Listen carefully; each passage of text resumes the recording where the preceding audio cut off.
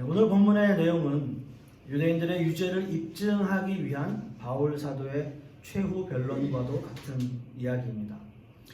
바울 사도는 로마서 1장부터 시작된 세상에 대한 고발, 그리고 유대인들에 대한 고발을 마무리하면서, 그리고 이 고발 사건에 대해서 최후 변론을 하게 되는 거죠. 여러분, 어떤 범죄 사건이 발생했을 때 가장 중요한 것이 무엇일까요? 그 현장에 남아있는 그 어떠한 증거들, 그 증거를 찾는 것이 가장 중요하고요. 그 증거를 확보하는 것이 너무나 중요한 일이겠죠. 최후 변론을 통해서 가장 강력한 증거를 제시하게 된다면 피고인은 더 이상 빠져나갈 수 없게 될 것입니다. 오늘 본문에서 바울 사도는 가장 강력한 증거로 율법을 제시하면서 구약의 말씀들을 인용하고 있어요. 율법과 구약의 말씀들은 지금 유대인들뿐만이 아니라 모든 사람들이 죄인이라는 증거와 판례를 제시하고 있는 것입니다.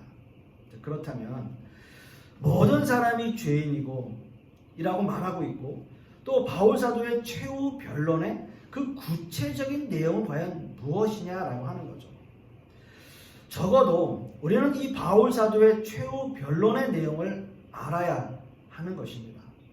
어떻게 죄가 성립되었는지, 왜 죄인이라는 선고를 내릴 수밖에 없는지, 혹시 그 피고인들에게는 억울한 부분은 그들에게 혹시 없는지, 그리고 혹시라도 피고인이 무슨 변명거리라도 있는지 우리는 그 내용을 알아보고 또 그들의 이야기를 들어볼 필요가 있는 것이죠.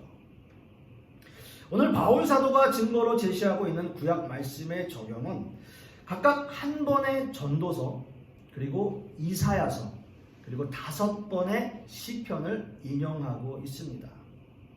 먼저 바울 사도는 모든 사람들이 죄인이라는 사실을 말하고 있죠. 오늘 이거 본문 10절에서 12절 말씀에 기록된 바 의인은 없나니 하나도 없으며 깨닫는 자도 없고 하나님을 찾는 자도 없고 다 치우쳐 함께 무익하게 되고 선을 행하는 자는 없나니 하나도 없도다라고 말씀하고 있어요.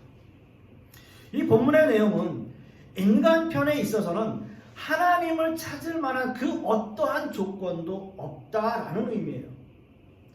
따라서 인간이 하나님을 찾는다라고 하는 것은 불가능한 이야기다라고 하는 거죠. 여러분들의 이해를 돕기 위해서 좀 더 극단적인 표현을 들자면, 하나님을 만나기 전에 우리의 영적 상태는 그냥 죽어 있는 상태다, 죽었다라고 이야기할 수 있습니다. 그러니까 우리의 영이 그냥 시체가 됐다라고 이해하시면 돼요. 여러분 생각해 보세요. 죽은 시체가 의사에게 나 좀 살려주세요, 나 좀 살려주세요 라고 말할 수 없어요. 죽어 있으니까요. 그리고 죽었으니까요. 우리가 영적으로 그런 존재였다라는 거예요. 우리가 영적으로 그런 상태였다라는 거예요. 우리가 이런 존재가 된 것은 인류의 조상인 아담과 하와의 범죄 때문입니다. 그들의 죄악으로 말미암아 세상에 죄가 들어오고 결국 모든 인간은 다 죄인이 되었습니다.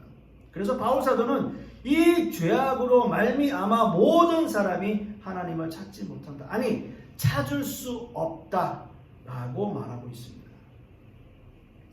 그렇다면 여러분 한번 생각해 보세요. 여러분들은 이 바울 사도의 최후 변론에 대해서 더 이상 할 말이 없을까요? 혹시라도 어떤 변명거리는 있지 않을까요? 모든 사람이 예외 없이 죄인이라는 상태라는 말이 여러분 납득이 되고 수긍이 되십니까? 여러분들은 이 말에 대해서 더 이상 변명의 여지가 없으십니까? 이런 질문 혹시 할 수 있잖아요. 제 주위에는 정말 법 없이도 살 수 있는 사람이 있습니다. 너무너무 착해서 저 사람은 정말 법이 없어도 살 수 있는 사람이에요. 그런 착한 사람. 또 이제 갓 태어난 아기들, 어린아이들, 아직 그들에게는 죄가 없는데 또 그들이 무언 죄를 인식할 수 있겠어요? 갓 태어난 아이들이, 이런 아이들도 죄인입니까? 라는 질문을 던질 수 있어요. 얘기할 수 있어요. 저는 어릴 적 사역을 하면서 이런 질문을 참 많이 받았습니다. 목사님, 태어나자마자 죽는 아이들 천국 가나요? 이런 아이들은 죄를 지을 시간도 없었는데 그러면 너무 억울하잖아요. 그럼 어떻게 되나요? 이런 질문 참 많이 받았습니다. 학생부들 설교하고 그들을 케어할 때 아이들이 그런 질문을 많이 해요. 그리고 우리는 이것을 성경에 난제라고 불러요. 난제. 해결할 수 없는 문제들이에요. 부모님이 믿었다면 천국 갈까요? 부모님이 열심히 믿어서 천국 갈 수 있나요? 또 부모님의 그 신앙 때문에 우리 장로교단에서는 그래서 아이들에게 유아 세례도 주잖아요. 그럼 그 부모의 믿음으로 그 아이들은 천국 갈 수 있나요? 세례 받으면 천국 갈 수 있나요? 아무런 죄를 짓지 않은 깨끗한 양심을 가지고 있는 어린아이들은 천국 간다. 이렇게 얘기도 하잖아요. 엄밀하게 말씀드리면 저도 잘 모릅니다. 저 몰라요. 구원은 오직 하나님 손에 달려 있어요. 인간이 또는 제가 그 부분에 대해서 그 어떤 것도 답해 드릴 수가 없어요. 단지 그 상황에 처해져 있다면 그들에게 위로와 평안을 기도하는 것뿐이에요. 하지만 오늘 본문에서 우리가 다루고 있는 죄의 의미는 죄인이라는 의미 또는 죄의 본질, 죄의 본성에 대해서 의미하고 있는 이야기입니다. 법 없이도 살 수 있는 사람이라도 죄를 인식하지 못하는 어린 아이라도 죄인일 수밖에 없는 이유를 설명하는 거예요. 그래서 바울 사도는 에베소서에서 이렇게 이야기합니다. 전에는 우리도 다 그 가운데서 우리 육체의 욕심을 따라 지내며 육체와 마음에 원하는 것을 하여 다른 이들과 같이 본질상 진노의 자녀였더라 라고 이야기하고 있어요. 우리의 본질, 우리는 본질상 진노의 자녀라는 거예요. 여기서 진노의 자녀라는 표현은 마귀의 자녀라는 표현입니다. 그래서 본질상 우리의 본질, 우리의 존재, 우리의 현실이 바로 그런 모습이라는 거예요. 이 세상에서 우리가 어떤 모습으로 살아왔던지 아무리 법 없이 살아서 우리가 아무 범법 행위를 범하지 않았더라도 그래서 남들이 보기에는 더없이 착한 사람이고 저 사람 절대 남에게 해 끼칠 사람 아니고 오히려 바보 같은 사람이에요. 그런 만큼 착해요 라고 하더라도 그들의 본질은 다 죄인이라는 사실이에요. 아무리 어린아이라고 할지라도 죄를 깨닫지 못하고 인식하지 못한다 할지라도 본질은 죄인이라는 것이죠. 죄의 중하고 경한 것에 대해서 이야기하고 그것에 기인하는 것이 아니라 우리의 존재가 우리의 본성이 죄일 수밖에 없다라고 하는 것을 의미하기 때문입니다. 그래서 우리는 안타깝게도 죄인으로 이 세상에 태어납니다. 이 사람이 착하든지 그렇지 않든지 그건 상관없어요. 그래서 모든 사람은 본질상 죄인이라고 이야기하는 거예요. 근데 여러분 실망하지는 마세요. 실망하지 마세요. 바울 사도뿐만 아니라 저 역시도 죄인이라는 그 표현, 근데 분명히 바울 사도 역시도 과거형을 쓰고 있어요. 과거형. 본질상 죄인이었다라는 거예요. 방금 읽은 에베소서 본문에서도 전에는 너희들이 전에는 그렇다는 거예요. 전에는 저 역시도 방금 전 하나님을 만나기 전에는 당연히 죄인이었죠. 죄인이었죠. 그렇습니다. 우리는 이미 예수 그리스도의 보혈의 은혜로 구원받은 하나님의 백성으로 우리는 이 본문을 대하고 있습니다. 세상에 속해 있었던 우리의 모습과 아직도 죄를 깨닫지 못하는 그 유대인들과 세상 사람들을 그런 모습으로 우리는 바라보게 되는 거예요. 전에는 그랬어요. 그래서 우리는 다 본질상 진노의 자녀였고요. 우리의 본질, 우리의 존재는 죄인일 수밖에 없는 이유가 더 명확해져요. 더 분명해지는 거예요. 따라서 바울 사도의 최후 변론은 저와 여러분에게 더없이 큰 은혜의 말씀이 되는 거죠. 어느 누구도 하나님을 찾거나 만날 수 있는 사람이 없었음에도 불구하고 저와 여러분을 하나님께서 불러주시고 하나님께서 자녀 삼아주셨다는 그 사실 하나만으로도 우리는 너무나 큰 은혜 가운데 있는 거예요. 우리는 그런 존재로 변하게 됩니다. 여러분 날마다 이 은혜를 기억하면서 사실 수 있는 저와 여러분 되시기를 소망합니다. 두 번째는요, 바울 사도는 이 최후 변론에서 죄인들의 죄를 낱낱이 들추고 있어요. 여러분 법정에서 최후 변론을 할 때는 그 피고인의 죄를 상세히 밝혀요. 그래서 그 죄값에 따라서 형량을 매기는 거예요. 그래서 어떤 죄인들은 몇 가지 사건을 가지고 다 기소를 하잖아요. 그 죄인에 대한 그 형량을 그 죄값으로 매기는 거죠. 오늘 이거 본문 13절에서 18절까지의 말씀 다시 한번 들어보세요.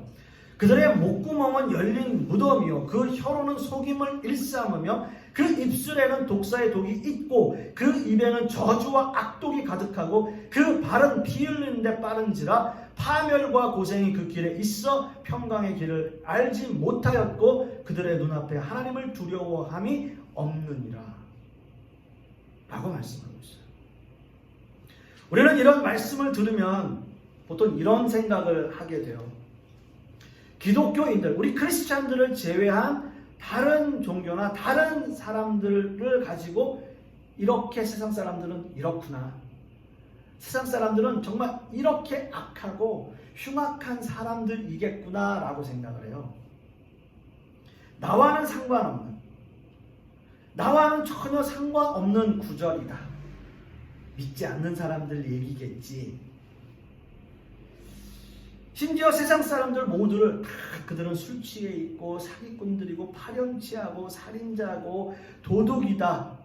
그런 사람들이다 라고 생각하는 사람들도 있어요. 그런데 여러분 세상 사람들 한번 보세요. 지금 세상 사람들이 방금 읽은 그 본문의 내용처럼 그런 사람들인가요? 그들의 목구멍은 열린 무덤이고 혀로는 속임을 말하고 입에는 독사의 독이 있고 저주와 악독이 가득하고 그 발은 피 흘리는데 빠른 사람들이 우리를 제외한 세상 사람들의 모습인가요? 그렇지 않을걸요. 때로는 믿지 않는 사람들이 그들이 베푸는 선행으로 감동을 받기도 하고요. 때로는 기독교인이라고 하면서도 사회적으로 비난을 받는 사람들도 있고요. 이런 모든 것들은 다 기독교인들의 오해예요.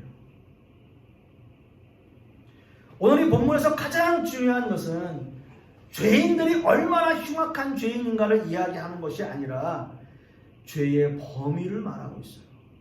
즉 죄가 얼마나 보편적으로 그 인간들 안에 오염되어 있는가를 말하고 있는 거예요. 얼마나 보편적인가. 제임스 패커 목사님 이런 표현을 했어요. 어떤 사람도 가능한 한도까지 그렇게 악하지는 않으며 우리의 어떤 행동도 마땅히 선해야 할 만큼 그렇게 선하지는 않다 라는 말씀을 했어요. 여러분 이 말씀 이해가 가요? 그 어떤 사람도 그렇게 악하지 않고요. 그 어떤 사람도 그렇게 선하진 않다는 거예요. 그러니까 모든 사람들이 그 죄의 범주 안에, 그 죄의 레인지 안에 있다고요. 어떤 사람들은 조금 더 죄를 짓기도 하고요. 어떤 사람들은 조금 더 죄를 덜 짓는 것 뿐이지 모든 사람들이 그 범주 아래에 있다고요. 여러분 이 부분에서 어느 누구도 예외일 수 없어요. 저도 마찬가지입니다. 저도 이 범주 안에 있을 거예요. 그렇기 때문에 이 바울 사도의 최후 변론은 누구도 빠져나가지 못한다는 거예요. 누구도 빠져나갈 수 없는 최종 선언이에요. 그래서 마지막으로 바울 사도는 유대인들이 가지고 있던 자신들의 증거물, 즉 율법을 예로 들면서 최후 변론을 마무리하게 됩니다. 19절과 20절 말씀을 보시면 우리가 알거니와 무릇 율법이 말하는 바는 율법 아래에 있는 자들에게 말하는 것이니 이는 모든 입을 막고 온 세상으로 하나님의 심판 아래 있게 하려 함이라. 그러므로 율법의 행위로 그의 앞에 의롭다 하심을 얻을 육체가 없나니 율법으로는 죄를 깨달음이니라 라고 말씀하고 있습니다. 유대인들의 변론은 이거였어요. 자신들은 선택받은 민족이에요. 선민의식을 갖고 있었고요. 하나님의 말씀을 받은 사람들이에요. 하나님의 말씀. 그들에게 말씀을 주셨어요. 하나님의 자녀라고 하는 표시로 할례를 받은 민족이었어요. 하나님 앞에 택함받고 하나님의 말씀을 받았고 하나님의 자녀라는 표시까지 다 받았어요. 하지만 이 율법이 자신들의 올무가 되어버렸어요. 그래서 600개가 넘는 법조문으로 그것이 발전하게 됐고요. 아무리 학식이 뛰어나고 위대한 사상가라고 하더라도 이 율법을 완벽하게 지키는 사람이 없게 되었어요. 그렇다면 이 율법들이 자신들에게 꼭 유익이 되었습니까? 그 유대인들에게 이 율법이 유익이 되었나요? 그 율법이 자신들을 변호해주고 보호해 주었나요? 아니에요. 자신들에게 오히려 약점이 되었어요. 왜요? 죄를 들춰내니까. 이 율법이 세상 민족과 자신들을 구별하는 중요한 수단이었는데 오히려 이 율법이 자신들을 무너뜨리는 약점이 되어버린 거예요. 결국 바울 사도의 최후 변론은 바울 사도의 승리로 끝이 나게 되죠. 죄인의 죄가 완전히 밝혀지면서 피고인은 죄를 인정하고 고개를 떨굴 수밖에 없어요. 그래서 오늘 본문에 이렇게 기록합니다. 19절에 모든 입을 막고 모든 입을 막고 이렇게 말하는 거예요. 사랑하는 성도 여러분, 하나님이 이스라엘 민족을 택하신 거 맞습니다. 물론 그들이 잘나서가 아니고 선택받을 만한 그 어떤 조건이 있어서도 아니에요. 그죠? 하나님이 택하셨고 하나님의 은혜예요. 하나님의 섭리였습니다. 따라서 구약의 역사를 보면 이스라엘 민족이 하나님 앞에 얼마나 큰 은혜를 받았고 얼마나 많은 특권과 유익을 누렸는지 우리는 말씀을 통해서 잘 알고 있어요. 하지만 명심해야 될 것은 이것은 하나님이 세상 모든 민족을 구원하시기 위한 하나님의 계획이었고 이스라엘을 편애하기 위해서는 아니었다는 거예요. 유대인들의 오해는 바로 이겁니다.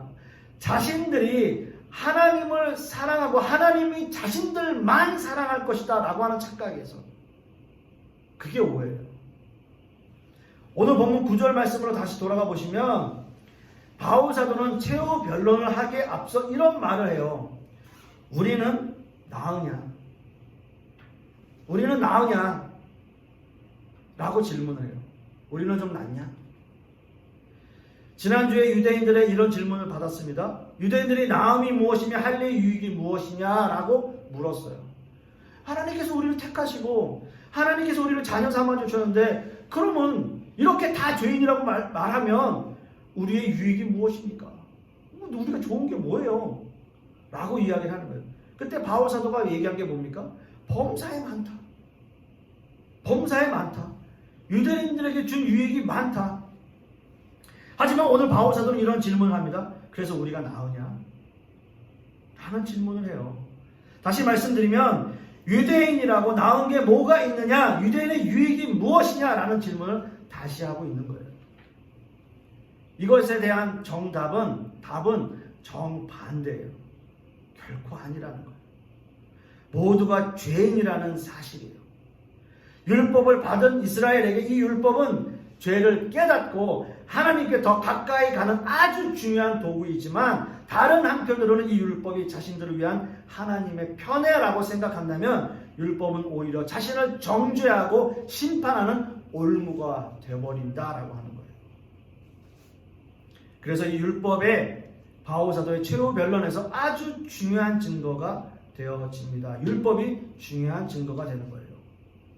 율법이 율법으로서의 역할을 할 때 좋았습니다. 하나님께 직접 받은 하나님의 말씀, 이것은 하나님의 자녀로서 엄청난 특혜이고 자부심이었습니다.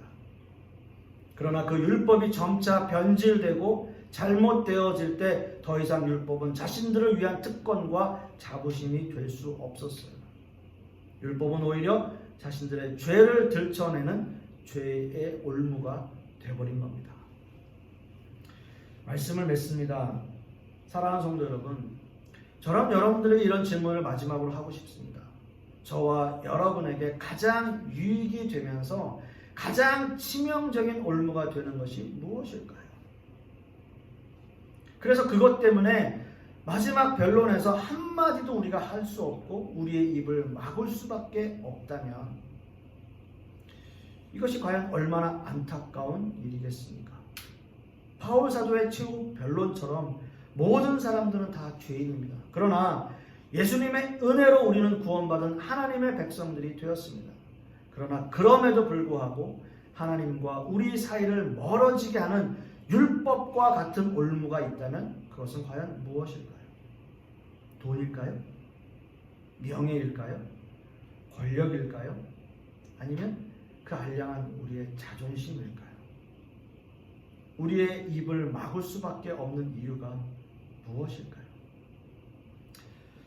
우리는 분명 언젠가 예수님 이 땅에 오시고 우리를 심판하실 때에 주님 앞에서 우리는 생명의 심판을 받지만 최후 변론을 할 때가 올 것입니다. 그래서 주님의 얼굴을 뵙는 그날 우리의 삶을 기쁜 마음으로 변론할 수 있는 저와 여러분들이 되실 수 있기를 소망하겠습니다. 기도하겠습니다. 아버지 하나님 감사합니다. 오늘 말씀을 통해서 그 바울 사도의 마지막 변론이 얼마나 우리의 마음을 사무치게 하는지요. 우리가 우리의 입을 막고 말 한마디 할 수 없는 우리의 올무는 무엇인지 다시 한번 생각하게 되는 시간입니다. 간절히 소망하기는 주님의 얼굴을 배우는 그날 정말 기쁜 마음으로 즐거운 마음으로 우리의 삶을 하나하나 기쁘게 변론할 수 있는 우리 모든 성도님들 되게 하여 주시옵소서.